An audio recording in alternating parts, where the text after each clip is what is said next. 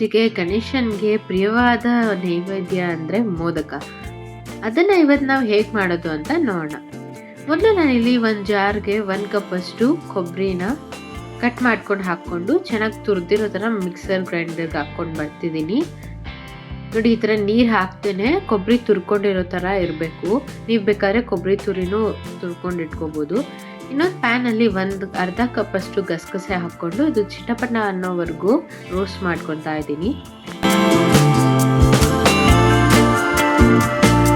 ನೋಡಿ, ಈ ಥರ ಸ್ವಲ್ಪ ಕಲರ್ ಚೇಂಜ್ ಆಗಿ ಚಿಟಪಟ ಅಂತ ಆಗ್ಬೇಕು, ಅಲ್ಲಿವರೆಗೂ ರೋಸ್ಟ್ ಮಾಡಿಕೊಂಡು ಮತ್ತೆ ಇನ್ನೊಂದು ಪ್ಯಾನಲ್ಲಿ 1 ಕಪ್ ಅಷ್ಟು ಬೆಲ್ಲ ತೊಗೊಂಡು ಅದಕ್ಕೆ 2 ಟೇಬಲ್ ಸ್ಪೂನ್ ಅಷ್ಟು ನೀರು ಹಾಕ್ಕೊಂಡು ಬೆಲ್ಲನ ಕರಗಿಸ್ಕೊತಾ ಇದ್ದೀನಿ.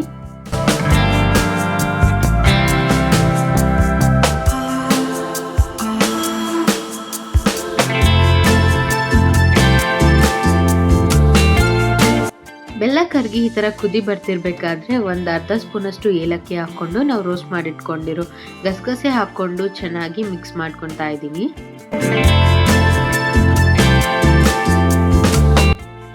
ಇವಾಗ ನಾವು ತುರಿದಿಟ್ಕೊಂಡಿರೋ ಕೊಬ್ಬರಿ ತುರಿನೂ ಹಾಕ್ಕೊಂಡು ಚೆನ್ನಾಗಿ ಮಿಕ್ಸ್ ಮಾಡ್ಕೊತಾ ಇದ್ದೀನಿ. ಎಲ್ಲ ಇಂಗ್ರೀಡಿಯೆಂಟ್ಸು ಈವನ್ ಆಗಿ ಮಿಕ್ಸ್ ಆಗಬೇಕು, ಆ ಥರ ಚೆನ್ನಾಗಿ ಮಿಕ್ಸ್ ಮಾಡ್ಕೊಳ್ಳಿ. ನಾವು ಕೈಯಲ್ಲಿ ಮುಟ್ಟು ನೋಡಿದ್ರೆ ಅಂಟ್ಕೊಳ್ಬಾರ್ದು, ಅಲ್ಲಿವರೆಗೂ ಚೆನ್ನಾಗಿ ಮಿಕ್ಸ್ ಮಾಡಿಕೊಂಡು ಸ್ಟೌವಿಂದ ಇಳಿಸ್ಕೊತಾ ಇದ್ದೀನಿ.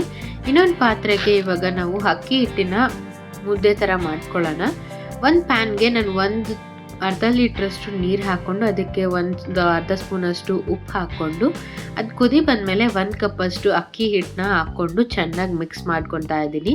ನಾವು ರಾಗಿ ಮುದ್ದೆ ಮಾಡ್ಕೊತೀವಿ ಅಲ್ವಾ, ಅದೇ ಥರ ಇಲ್ಲಿ ಅಕ್ಕಿ ಹಿಟ್ಟಿಂದ ಮುದ್ದೆ ಥರ ಮಾಡ್ಕೊಬೇಕು. ಮೀಡಿಯಂ ಫ್ಲೇಮಲ್ಲಿ ಇಟ್ಕೊಂಡೇ ಮಾಡ್ತಾ ಬನ್ನಿ. ನೀರೆಲ್ಲ ಅಕ್ಕಿ ಹಿಟ್ಟು ಹೀರ್ಕೊಂಡು ಈ ಥರ ಮುದ್ದೆ ಥರ ಆಗ್ತಾ ಬರುತ್ತೆ.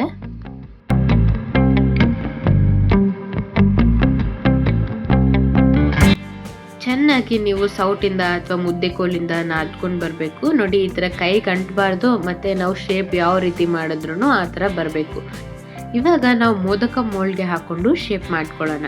ಇಲ್ಲಿ ಮೋದಕ ಮೋಲ್ಡ್ಗೆ ಸ್ವಲ್ಪನೇ ಅಕ್ಕಿ ಹಿಟ್ಟು ಒಳಗಡೆ ಹಾಕ್ಕೊಂಡು ಅದ್ರ ಸುತ್ತನೂ ಬರೋ ಥರ ಅಕ್ಕಿ ಹಿಟ್ಟನ್ನ ಸೇರಿಸ್ಕೊತಾ ಇದ್ದೀನಿ.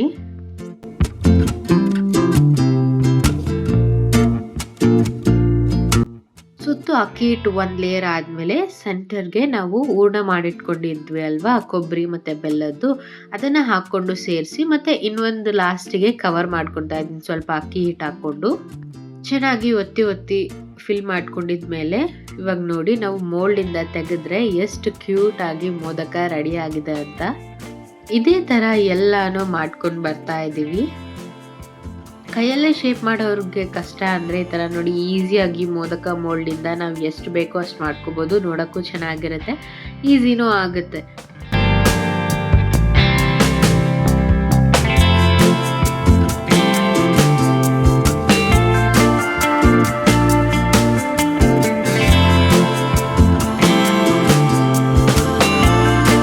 ನೀವು ಮನೇಲಿ ಟ್ರೈ ಮಾಡಿ ಹೆಂಗೆ ಬಂತು ಅಂತ ಕಮೆಂಟ್ ಮಾಡಿ ಹೇಳಿ.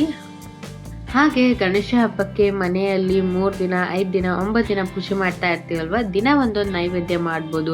ಒಂದೊಂದು ರೀತಿಯಾಗಿ ಸ್ಟಫಿಂಗ್ ಮಾಡಿ ಮೋದಕ ಮಾಡ್ಬೋದು, ಕಡುಬು ಮಾಡ್ಬೋದು.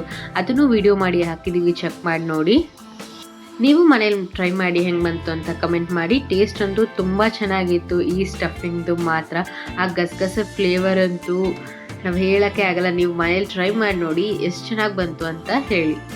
ರೆಸಿಪಿ ಇಷ್ಟ ಆಗಿದ್ರೆ ಲೈಕ್ ಮಾಡಿ, ಶೇರ್ ಮಾಡಿ, ಕಮೆಂಟ್ ಮಾಡಿ. ಮುಂದೆ ಬರೋ ರೆಸಿಪೀಸ್ನ ಮಿಸ್ ಮಾಡ್ಕೋಬಾರ್ದು ಅಂದರೆ ಸಬ್ಸ್ಕ್ರೈಬ್ ಮಾಡಿಕೊಂಡು ಬೆಲ್ ಐಕಾನ್ನ ಪ್ರೆಸ್ ಮಾಡ್ಕೊಳ್ಳಿ.